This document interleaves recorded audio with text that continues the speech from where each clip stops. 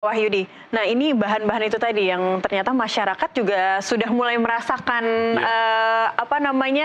efek atau manfaatnya begitu ya Pak ya. Tapi ini bagaimana Anda melihat masyarakat di saat masyarakat sudah berkontribusi, tapi mungkin dari pemerintah atau PLN sendiri begitu Pak untuk co-firing ini? Ini kan co-firing ini akan sangat efektif dilakukan kalau terjadi di sekitar pembangkit listrik batubara ya. Dan kalau di sekitar PLTU-nya PLN, saya yakin dengan adanya program yang disusun secara sengaja oleh pemerintah dan PLN, pasti dia juga sudah sangat matang untuk memikirkan bagaimana pengumpulannya. Nah, pengumpulan selama ini kan kalau kita melihat di beberapa pemberitaan, PLN sudah mulai melakukan co-firing dan masyarakat juga sudah mulai berpartisipasi untuk mengumpulkan bahan-bahan seperti yang dilakukan oleh Pak Wahyudi dengan kawan-kawan. Dan ini kan masih sangat kecil ya. Kita berharap ke depan karena PLTU ini besar dan skalanya lumayan masif di seluruh Indonesia, harus dilakukan masif juga sehingga ada partisipasi yang tentu akan membantu pertumbuhan ekonomi di daerah, membantu pertumbuhan ekonomi masyarakat gitu loh. Dan nggak usah jauh-jauh ya Pak Ferdi ya, di mana ada letak pembangkit di daerah terdekat ya, masyarakat itu juga bisa berpartisipasi usaha-usaha seperti Pak Wahyudi. Dan yang paling penting menurut saya adalah ini adalah proses sejarah ya, bahwa teknologi itu dengan sedemikian canggih ternyata bisa membantu ekosistem alam untuk hidup kembali gitu loh.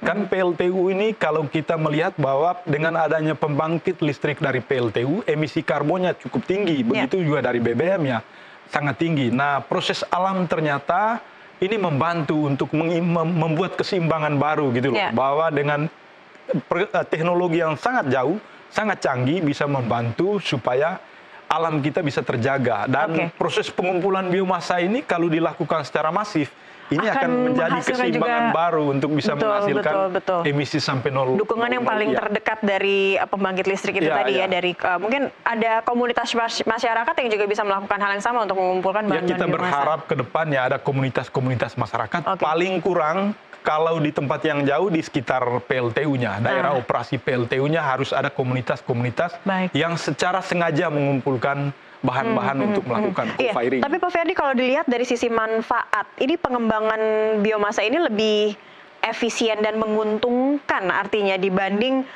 dengan EBT yang lain? Ya, ini kan sebenarnya kalau dibandingkan dengan EBT yang lain, saya coba angkat contoh kasus di beberapa daerah ya. Kebetulan saya terlibat dalam membantu untuk melakukan sosialisasi gitu. Nah, untuk geotermal, teknologinya lumayan rumit, lalu prosesnya juga lama, lalu lebih mahal. Lalu sosialisasi ke tingkat bawah banyak sekali protes dan ini membutuhkan kesadaran. Karena di beberapa tempat di daerah mereka menyamakan antara geotermal dengan tambang ya. Padahal itu kan sesuatu yang agak berbeda. Padahal ini adalah energi baru terbarukan yang sebenarnya sangat bersih gitu loh, bukan kotor ya. Ini sangat membantu.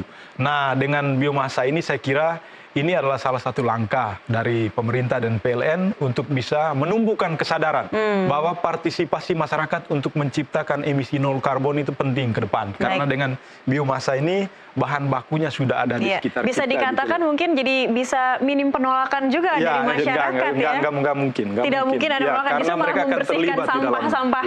Karena ini kebanyakan berasal dari yang lebih banyak manfaatnya untuk menghasilkan biomasa itu dari ranting-ranting tanaman ya, tumbuhan sebenarnya ya.